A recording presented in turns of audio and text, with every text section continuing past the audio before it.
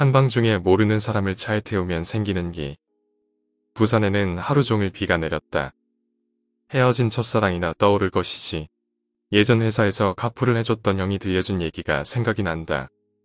벌써 6년도 더 지난 이야기인 것 같다.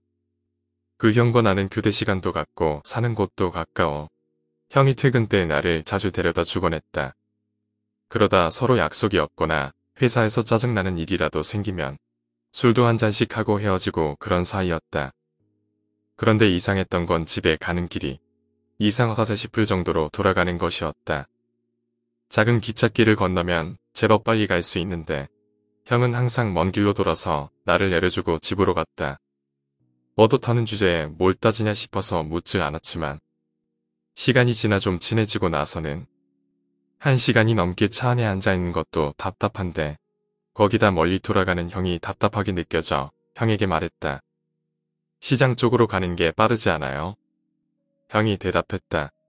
전에 일이 좀 있어서 그쪽으로는 웬만하면 안 간다. 뭔 일인데요? 누구 돈 떼먹고 안 갚은 거 있습니까? 라고 물었지만 웃자고 한 농담이었는데 형은 말없이 운전만 했다. 그늘도 집에 들어가 봤자 딱히 할 일도 없고 해서 형에게 한잔하고 가자고 말했고 우리는 자주 들르던 작은 단골집에 가서 한잔하고 들어가기로 했다. 한참 술을 마시며 이런저런 얘기를 하다가 형이 내게 물었다. 니는 귀신 같은 거 믿나? 라고 시작해 아까의 질문에 대답을 해주었다. 그러니까 딱 1년 전 그늘도 비가 오는 날이었다. 내가 그 회사에 입사하기 전의 일이었다. 우리 회사는 3교대였는데 일주일에 한 번씩 조가 바뀌는 게 아니라 몇 달씩 같은 시간대에 박혀있는 경우가 많았다. 그중 2교대는 오후 3시 반에 투입돼서 주간조와 근무를 하다가 주간조가 퇴근을 하면 혼자 새벽 2시 반까지 일하다 퇴근을 하는 체제였다. 그늘도 형은 일을 마치고 혼자 운전을 하고 집에 가고 있는데 희미한 가로등 밑에서 웬 예쁘장한 여자 하나가 손을 흔들더란다. 형은 택시를 잡으려고 그러나 싶어 그냥 지나갔단다. 몇 분쯤 가고 있으니 방금 전 그 여자가 앞에서 손을 흔들고 있더란다. 뒤를 봐도 뒤에는 형의 차 말고는 아무도 오지 않았다. 그때는 아무런 의심을 못하고 무슨 일이 생겼나라는 의구심이 들어 차를 세웠단다. 게다가 제법 예쁜 여자였다고 했다. 여자는 차 옆으로 천천히 걸어오더니 싱긋 웃으면서 물었다. 저 극장까지만 태워주실래요? 형의 집과도 가깝고 가는 길이라 형은 타라고 말했다. 그런데 그 여자가 옆이 아닌 뒤에 타는 것이었다.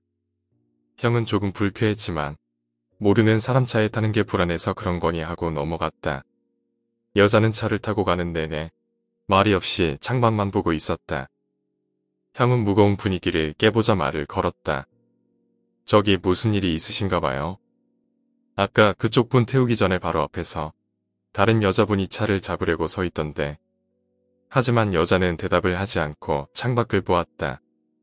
잠시 후 너무 조용해서 룸미러로 뒤를 흘끔 보니 여자가 자고 있는 거였다. 형은 이 일을 빌미로 어떻게 해보려던 꿈이 깨져버렸다. 그렇게 한참을 운전해 아까 위에서 말했던 그 시장 쪽 철길이 있는 곳에 다다랐다. 그런데 잘 나가던 차가 갑자기 털털거리더니 철길 위에 서버렸다. 형은 시동을 다시 켜봤지만 털털거리는 소리만 날 뿐 시동이 걸리지 않았다. 시간이 지나도 시동이 걸리지 않자 당황해서 어쩔 줄 몰라 하던 형은 다급함에 차에서 내려 차를 손으로 밀어 철길 밖으로 밀어냈다. 한숨을 내쉬며 다시 차에 타 시동을 걸어보려는데 곧 기차가 도착한다는 의미로 땡땡하고 울리는 경보음이 울리며 안전바가 내려오더라는 것이다. 조금만 늦었어도 큰일 날 뻔한 것이다. 형은 다시 한번 시동을 걸어봤는데 거짓말처럼 시동이 걸렸다고 했다. 얼른 그 자리에서 도망치듯 가버렸다. 형은 그 난리를 부렸는데 깨지 않고 자는 여자가 신기하기도 하고 빈정이 상하기도 해서 룸미러로 그 여자를 힐끔 봤다고 했다. 힐끔 흘겨본 아주 순간이었다. 여자의 입가에 미소가 끼어져 있었다고 했다. 형은 직감적으로 이 모든 일이 여자의 지심이 느껴지더란다. 형은 무리하게 속력을 내서 최대한 룸미러를 안 보려고 앞만 보고 달려 여자가 말했던 목적지에 도착했다.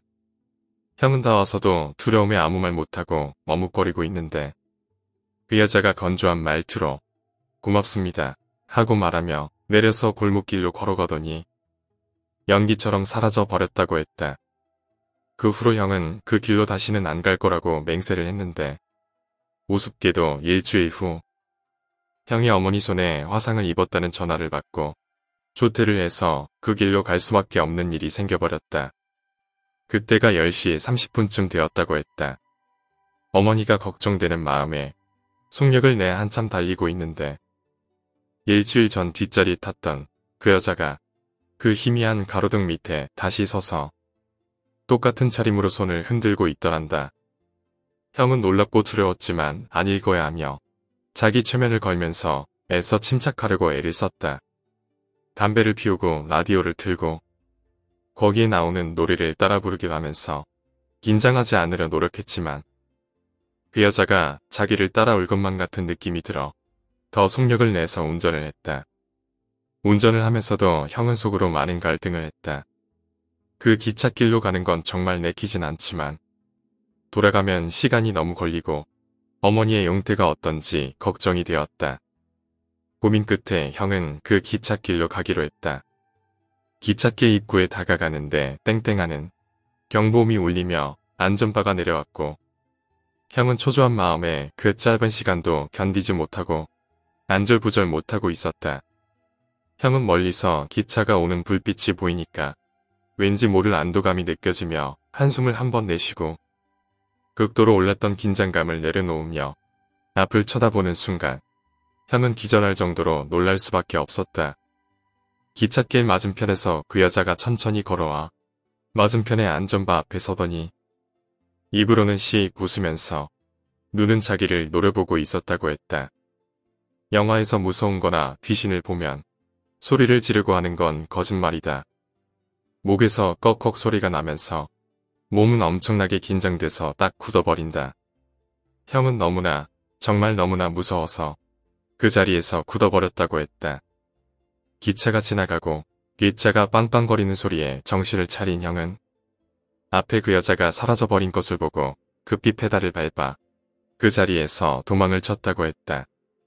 형의 가족들과 주변 사람들은 거의 기독교 사람이라 아무리 얘기해도 헛것을 본 거다 하며 아무리 얘기를 해도 믿지 않는다는 것이었다.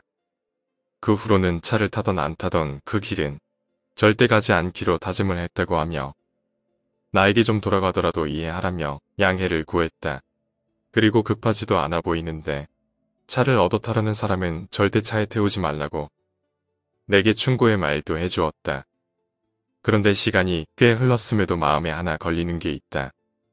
그 여자가 데려다 달라고 한 곳이 하필이면 내가 나고 쭉 살아온 우리 동네라는 점이다.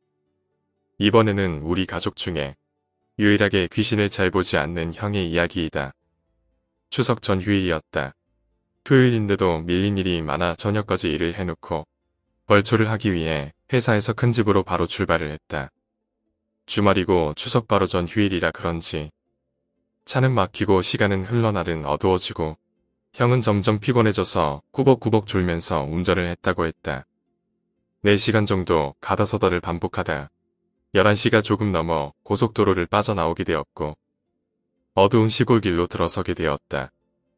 차로 30분 정도만 가면 되는 거리였는데 가로등도 없는 곳이라 정말 칠흑과도 같은 어두운 길이었다. 형은 너무나 졸렸지만 길도 험하고 어두워서 마지막 집중력을 발휘해서 속력을 냈다고 했다. 한참 가고 있는데 오른쪽 길가에 웬 아주머니 한 분이 초등학교 고학년쯤 되어 보이는 어린 남자아이와 어두운 길을 걷고 있더라는 것이다. 형은 차를 세워 어디까지 가시냐고 물었고 마침 아줌마가 가는 곳이 우리 큰 집에서 걸어서도 20분이면 도착하는 가까운 곳이라 형은 흔쾌히 그 모자에게 태워다 주겠다고 말을 했다. 아줌마는 뒷자리에 아이를 앉히고 자신은 조수석에 앉았다. 아이는 지쳤는지 이내 잠들었고 아줌마는 창밖을 바라보고 있었다. 다시 한참 가고 있는데 형은 졸음이 쏟아져 꾸벅거렸다. 아줌마가 형의 어깨에 손을 살포시 얹고 살짝 흔들었는데 형은 화들짝 놀라며 정신을 차렸다. 운전 중에 졸다가 갑자기 깨서 그런 것도 있었겠지만 형이 그렇게나 놀라며 정신을 차린 이유는 아줌마의 손이 얼음장처럼 너무나 차가워서였다고 했다. 많이 피곤한 모양이네. 부산서부터 운전해서 왔으면 많이 피곤할 만도 하다. 그런데 형은 자신이 누군지, 어디에서 왔는지 말한 적이 없었는데 형은 말했다. 혹시 저를 아세요? 아줌마는 미소를 띠면서 대답했다. 내가 니를 원물나 합천댁 아들 아니가? 니는 나를 몰라도 나는 니를 많이 봤다. 그런데 어째 오늘은 혼자만 왔노? 엄마는? 하고 묻자 형은 답했다. 어머니는 몸이 좀 안 좋으셔서요. 갑자기 아줌마는 말이 없어졌다. 형은 너무나 찜찜했다. 하지만 형은 동네 어귀 평상에 앉아 안부를 묻던 동네 할머니분들을 떠올리며 워낙 몇 가구 안 되는 동네라 알아보셨나 생각했다. 큰 집이 있는 마을에 도착할 때쯤 결국 사단이 나버렸다. 꾸벅꾸벅 졸면서 운전을 하던 형은 마을 입구의 양갈래 길에서 좌회전을 하다가 서있는 전봇대를 들이받아 버렸다. 형은 깜짝 놀라 옆자리 아줌마를 보며 물었다. 괜찮으세요? 다친 데 없으십니까? 아줌마는 아무 말도 없이 미동도 하지 않은 채 가만히 앉아 있었단다. 그때였다. 뒷자리에서 터져나오는 웃음을 참지 못하고 새어나오는 소리가 들렸다. 형은 고개를 돌려 아이가 타고 있는 뒷자리를 쳐다보았다. 아이는 형을 쳐다보면서 히히거리며 장난스럽게 웃고 있더란다. 그때 옆자리 아줌마가 아이에게 다그치듯 호통 어린 목소리로 말했다. 웃지 마라. 형은 뭐가 어떻게 된 일인지 어안이 벙벙해 있었다. 이후 들려오는 아줌마의 한마디. 아직 안 끝났다. 형은 온몸에 털이 삐쭉 서버릴 만큼 얼어버렸다. 안 가나? 라고 아줌마가 형에게 말했다. 형은 허둥지둥하며 차를 빼려고 후진을 하려고 했는데 차가 말을 듣지 않았단다. 그때 아줌마가 차문을 열고 나가면서 내 먼저 갈게. 천천히 온나. 라고 말하며 차에서 내리더니 앞으로 마구 뛰어가 이내 어둠 속으로 사라져 버렸다는 것이다. 형은 눈앞이 깜깜해지면서 어지러웠지만 정신을 부여잡고 백미러에 걸려있던 염주를 손에 쥐고 불경을 외웠다고 했다. 형은 고등학생 때부터 절에 다닌 불교 신자였다. 그때 뒷자리에서 피식하며 비웃는 소리가 들렸다. 뒷자리에 앉아있던 남자아이가 차문을 열고 나가면서 지랄하네 라고 말하며 길 옆에 있던 논 쪽으로 걸어가 버렸다는 것이다. 형은 차를 버리고 어떻게 뛰어갔는지도 모르게 달려 큰 집으로 도망쳐 버렸다고 했다. 형은 어머니와 내게 항상 귀신이 어딨냐고 말하곤 했다. 특히 나에게 네가 겁쟁이니까 네 눈에만 그런 게 보인다라고 비웃곤 했었는데 형은 얼마 후 대구 팔공산에 놀러 갔다가 차에 태워달라고 손을 흔들던 여자 귀신을 보고 난 후엔 두 번 다시는 나를 비웃지 못했다. 오늘 이야기는 여기까지입니다. 오늘 이야기가 재미있으셨다면 구독과 좋아요, 댓글 부탁드립니다. 댓글은 저에게 큰 힘이 됩니다. 감사합니다.